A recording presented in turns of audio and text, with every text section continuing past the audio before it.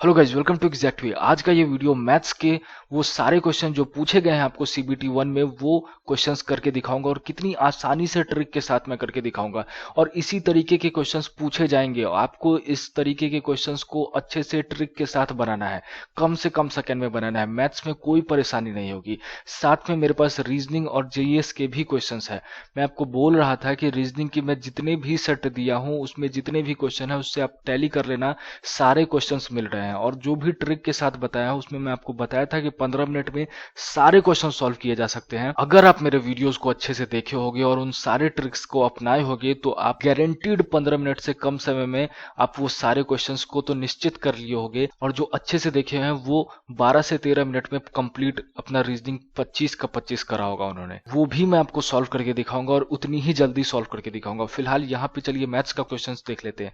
यहाँ पे देखिए, ये क्वेश्चन आपसे एजेज से पूछा हुआ है। एजेज पे मैं एक वीडियो बना के दे चुका हूं जो कि उसमें मास्टर ट्रिक बताया हूं, उसी ट्रिक से सारी चीजें सॉल्व होंगी। लेकिन यहाँ पे ये क्वेश्चन जो है 26 क्वेश्चन, देखिए इस 26 क्वेश्चन में आपको क्या कह रहा है। जो भी हिंदी वाले हैं डरिए मत, आपको यहाँ पे सारी चीजें मैं समझा देता हूँ। मुझे अभी इसको हिंदी में लिखना और इंग्लिश में लिखने में काफी टाइम चला जाता। एक्चुअली में उतना टाइम आपके पास नहीं है। तो यहाँ पे देखिए क्या है, आपको कह रहा है सोनाली और मोनाली के एजेस का रेशियो, प्रेजेंट एज का रेशियो यानी कि तत्काल जो अभी उनका एज है, आयु है, उसका रेशियो क्या है। तो सोनाली इज टू मोनाली कुछ हम लोग इस तरीके से लिखते हैं। इसका रेशियो क्या है, 5:3 दिया हुआ है। ठीक है, कह रहा है 5 साल के बाद, कितने साल के बाद, 5 साल के बाद उनके आयु का जो रेशियो हो जाएगा वो कितना हो जाएगा, 10:7, 10:7 हो जाएगा। आपसे कह रहा है कि मोनाली का करंट एज बताइए। अब मैं आपको यहाँ पे एक ट्रिक बता रहा हूँ, सीधे आप इसी ट्रिक को अपनाना। इस तरीके के क्वेश्चन निश्चित तौर पे बार बार पूछे जा रहे हैं, पिछले कई सालों से पूछे जा रहे हैं, इस बार एग्जाम में भी पूछा गया है। आने वाले जितने भी शिफ्ट होंगे, आने वाले जितने भी दिन होंगे, उसमें भी ये क्वेश्चन किया जाएगा। तो इसका सीधे सिंपल 2 से 4 सेकंड का ट्रिक देख लीजिए। तो इसका ट्रिक है k minus C minus D into A D minus B C. अब के क्या है, के आपका ये नंबर है। जितने साल के बाद आपको बोला जाएगा वही नंबर आपका क्या हो जाएगा, के हो जाएगा, के का वैल्यू हो जाएगा। ए क्या हो जाएगा, जो आपका अनुपात दिया हुआ है, पहला अनुपात 5:3, तो इसमें पहला नंबर होगा ए, दूसरा नंबर होगा बी। जो आपको दूसरा अनुपात दिया होगा यानी कि इतने साल के बाद इतना अनुपात हो जाता है, उसमें जो पहला नंबर होगा वो होगा सी और जो लास्ट नंबर होगा वो होगा डी। अब आपको यहाँ पे सीधे इस वैल्यू को पुट करो और आंसर निकालो। के क्या दिया हुआ है, 5, सी माइनस डी कितना होता है, 10-7। नीचे में क्या हो जाएगा, नीचे में आपको हो जाएगा ईडी माइनस बीसी। ईडी क्या है, ईडी मतलब क्रॉस मल्टीप्लीकेशन आपको कर देना है। तो ईडी क्या होता है, 7 × 5। यहाँ पे मैं करके दिखा देता हूँ, किसी को भी कहीं पे परेशानी ना हो।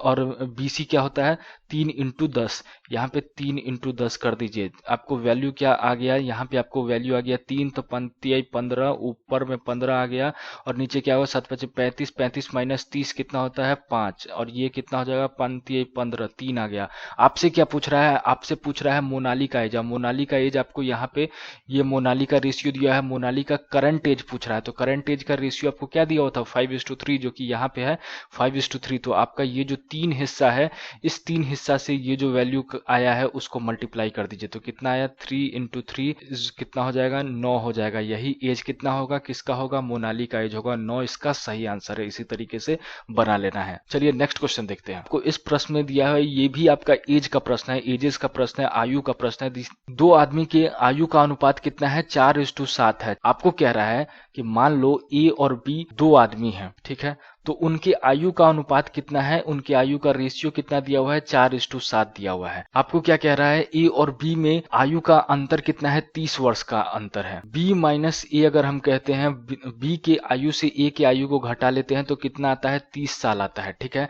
तो आपसे पूछ रहा है बी और ए के आयु को अगर जोड़ दिया जाए तो कितना आएगा, ये आपको निकाल करके बताना है। अगर आप इसको XYZ मान के बनाओगे तो कितना ज्यादा टाइम लगाओगे, आप बताओ। तो यहाँ पे हम क्या करेंगे, देखिए आपको मैं क्या बताया था, ट्रिक बताया था, EVR मेथड बताया था। EVR मेथड क्या होता है, EVR मेथड बताया था। EVR मेथड क्या होता है, एग्जैक्ट वे वैल्यू रेशियो मेथड। इसमें क्या है, वैल्यू लिखना है आपको ऊपर में और नीचे में क्या लिखना है, रेशियो लिखना है। किस रेशियो से ये वैल्यू आया है, किस अनुपात के कारण ये वैल्यू आया है, वो लिखना है। तो नीचे क्या लिखेंगे, रेशियो, और उसके बाद इनटू क्या कर देंगे, जो आपसे क्वेश्चन में पूछ रहा है। ठीक है, बस यही है, आपका आंसर निकल के आ जाएगा।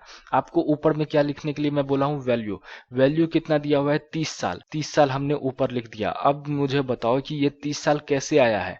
ये 30 साल आया है बी के आयु से ए के आयु को घटा देने पे। तो बी का आयु तो दिया ही नहीं हुआ है, बी का क्या दिया हुआ है, रेशियो दिया हुआ है, अनुपात दिया हुआ है ए और बी का। ए और बी का अनुपात कितना है, 4:7। तो यहाँ पे हम क्या करेंगे, बी के अनुपात से ए के अनुपात को अगर हम लोग घटा देते हैं तो ये ऊपर का वैल्यू 30 आ जाएगा। ठीक है, अब आपको क्या गुना करने के लिए कह रहा है, आपसे पूछ रहा है बी प्लस ए का वैल्यू क्या होगा। बी क्या है, बी आपका 7 हिस्सा है और ए क्या है, 4 हिस्सा है। तो हमें क्या पता करना है, बी प्लस ए। तो क्या करेंगे, 7 + 4, ये कितना हो जाएगा, आप इसको सीधे मल्टीप्लाई कीजिए तो 30 बटा नीचे कितना आ जाएगा, 4 3 7, तो नीचे हो गया आपका 3, ऊपर में कितना हो गया 7 11, ये कितना हो गया आपका 10, और ये कितना हो गया आपका 110 आंसर। आपका आंसर क्या हो गया, ए सही आंसर है। इतना आसान, सीधे आपको मैं बताया, इतना आसान तरीके से बनाना है, कुछ भी नहीं करना है। मैथ्स इतना आसान पूछा गया है, सब चीज इतना आसान पूछा गया है। तो चलिए अब ये प्रश्न देखते हैं। ये प्रश्न भी आपका आयु पे है, एजेस पे है। देखिए आयु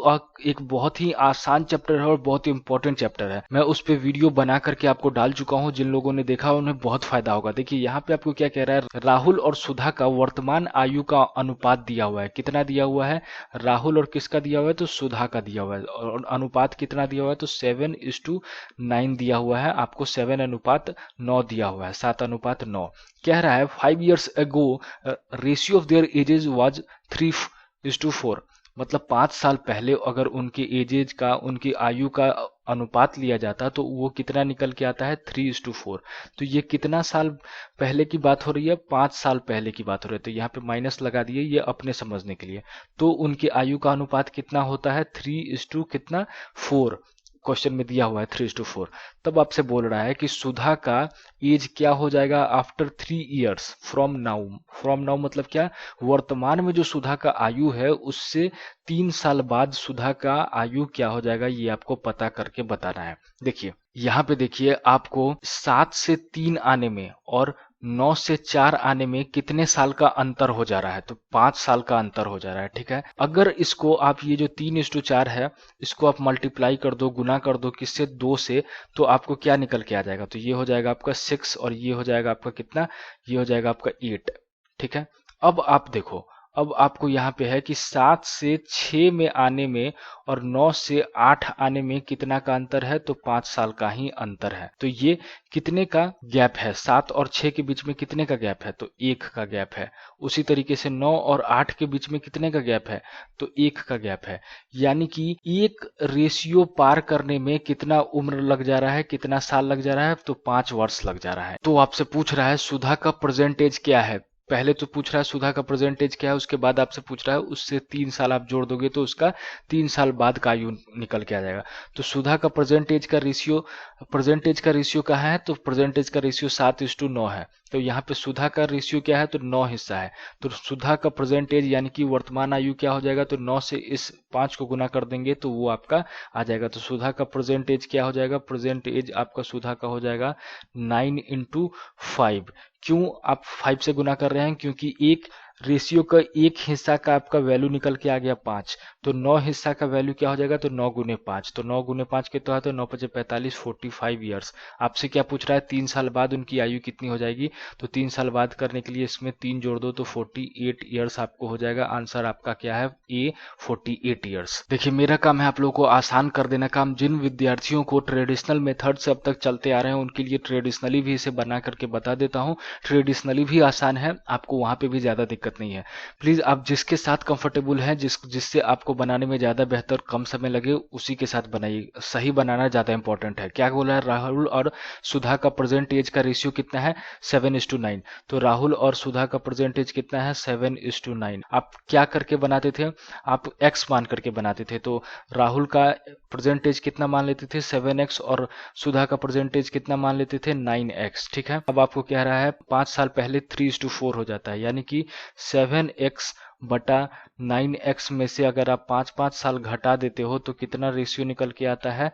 तो ये आपका रेशियो निकल के आता है 3/4।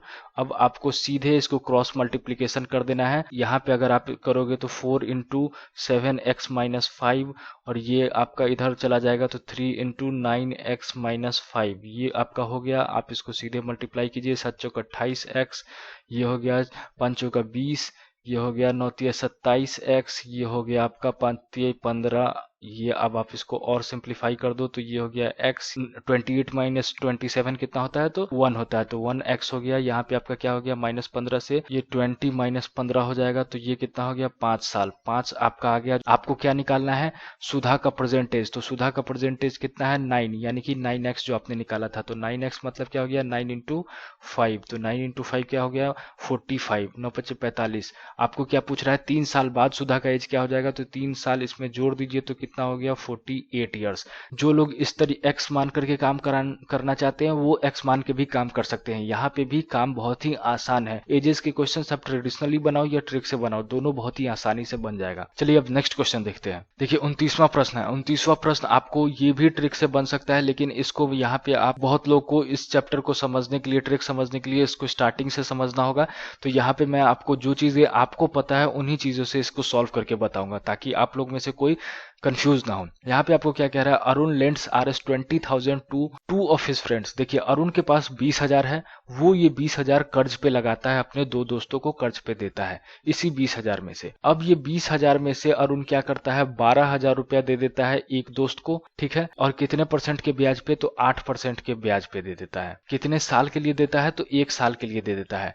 बचा हुआ पैसा वो दूसरे दोस्त को देता है। देखिए अब कह रहा है अरुण जो ये 20,000 रुपया लगाएगा, वो 20,000 रुपया लगाने पे वो चाहता है कि उसको 10% का लाभ हो, यानी कि ये 20,000 जो वो कर्ज देता है तो वो चाहता है इसका 10% ज्यादा मुनाफा हो, तो वो ये कर्ज लगाएगा। कितना ज्यादा % का मुनाफा चाहता है? 10% का। तो 20 का 10% कितना होगा? तो 1 0 आप हटा दीजिएगा तो वो उसका 10% हो जाएगा। तो 10% कितना हो गया? 2,000 रुपया। तब आपसे पूछ रहा है the simple interest rate at which he should lend the remaining sum of the money to second person.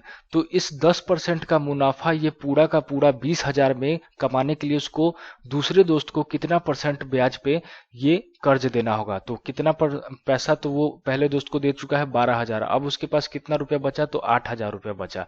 ये इसको कितने % रेट पे देगा वो आपको निकालना है। कितने साल के लिए देगा वो तो आपको पता है, 1 साल के लिए देगा। सिंपल इंटरेस्ट का फॉर्मूला क्या होता है? PRT/100। पहले में इसको इंटरेस्ट कितना मिल रहा है? आपको टोटल इंटरेस्ट कितना कमाना है अरुण को? तो 2,000 टोटल इंटरेस्ट कमाना है, यानी कि यहाँ पे उसको 2,000 चाहिए।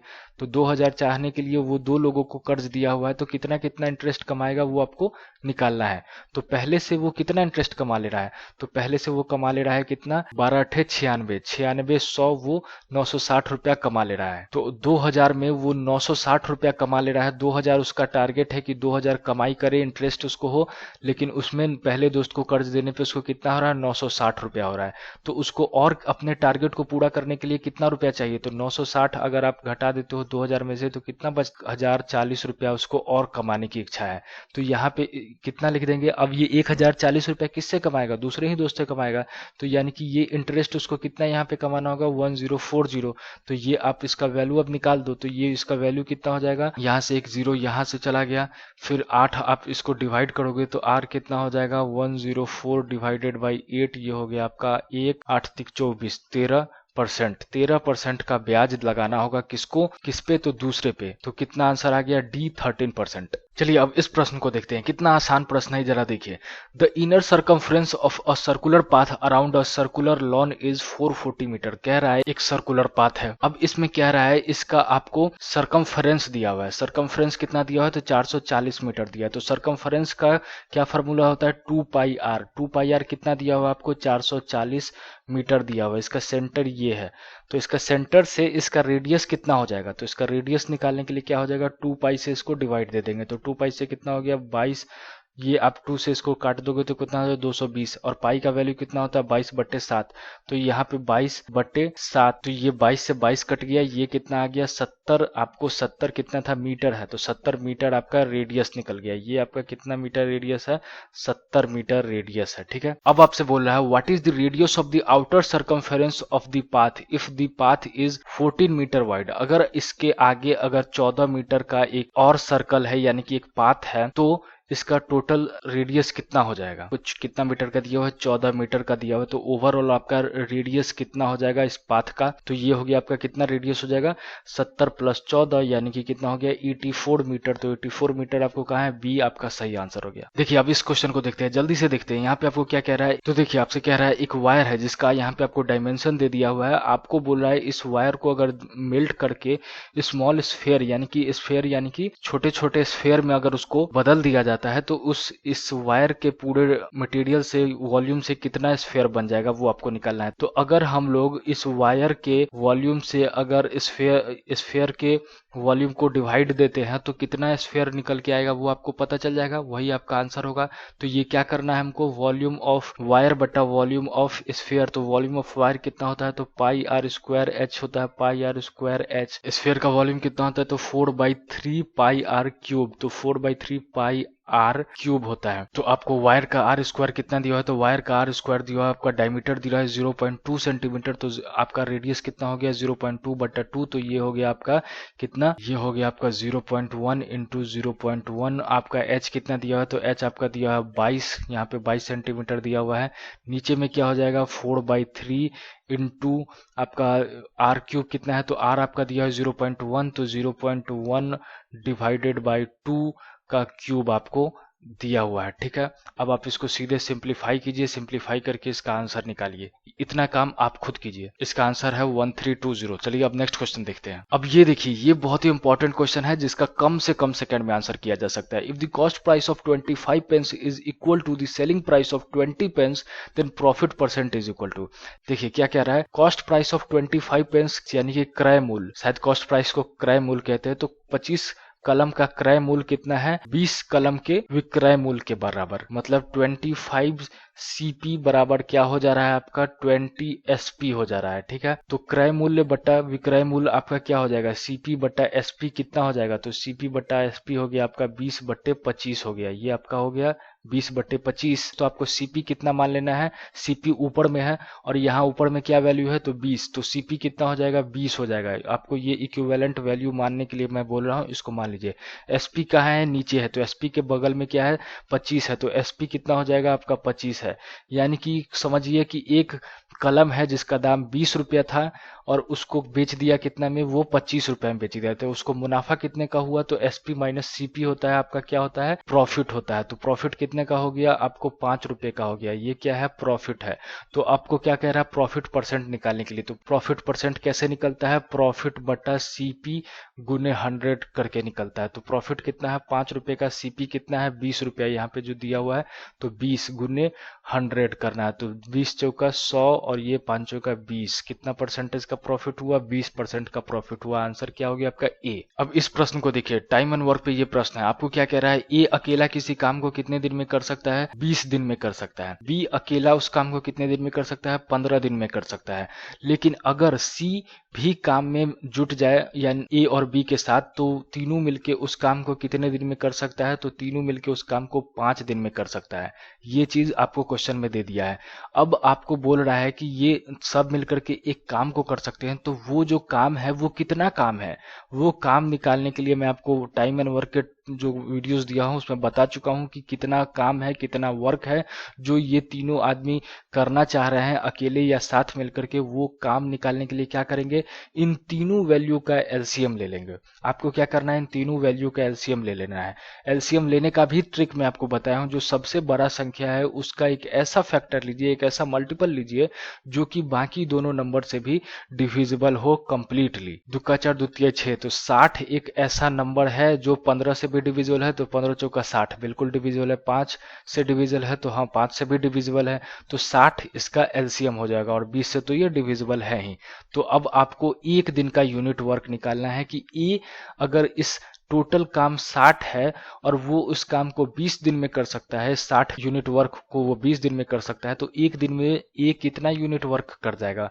तो 60 डिवाइडेड बाई 20, ये आपका टोटल वर्क निकल गया है। ये आपका एक इफिशियंसी है। तो एक दिन का यूनिट वर्क क्या होता है? टोटल वर्क बटा इफिशियंसी। तो एक दिन का यूनिट वर्क ए का कितना हो जाएगा? 60 बटे 20, तो हो गया आपका 3। बी का एक दिन का वर्क कितना हो जाएगा? तो बी का एक दिन का वर्क हो जाएगा 60 डिवाइडेड बाई 15, तो 15 चौका 60, तो 4 हो गया। और अगर ये तीनों मिलकर के एक साथ काम करेगा तो एक दिन में कितना यूनिट वर्क कर देगा? तो 60 डिवाइडेड बाई 5 यानी कि हो गया, यानी कि 12 यूनिट वर्क करेगा। अब आपसे पूछ रहा है कि सी अगर अकेला उस काम को करना चाहे तो कितने दिन में करेगा? तो आपको कितने दिन में करने के लिए टोटल डे निकालने का क्या होता है फॉर्मूला? टोटल डेज का आपको टोटल वर्क से डिवाइड कर देना होता है, आपको सी के इफिशियंसी से डिवाइड कर देना है, तो आपको कितना दिन लगेगा वो आपको पता चल जाएगा। तो टोटल वर्क आपका कितना है? 60। सी का इफिशियंसी कितना है?